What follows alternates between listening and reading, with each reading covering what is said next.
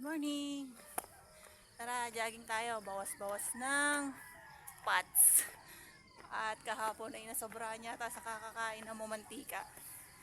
Kaya jogging muna tayo. Maganda yung manahon, di po masyado mainit.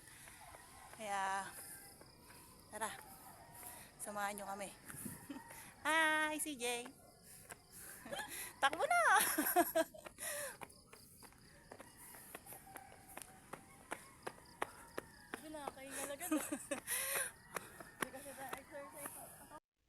Tara, samahan niyo muna ako dito sa tuktok ng bundok ng STR kung saan matatanaw mo ang lawak ng dagat.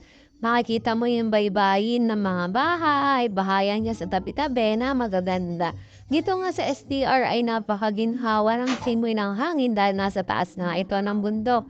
So, tanaw na tanaw mo dito yung mga karagatan, bundok, ayan and other na mga trees na nagkalat dyan sa baybayin ng bundok.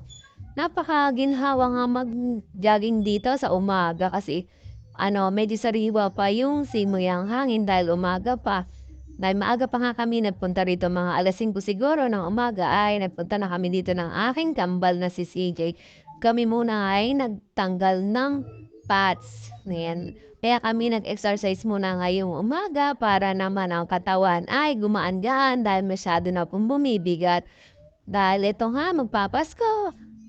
At naku, tad na naman ang pagkain kaya naman kailangan na munang magbawas ng timbang. Nakaka-refresh nga ng dito ng pag-iisip. Pwede mong isigaw dito sa lugar.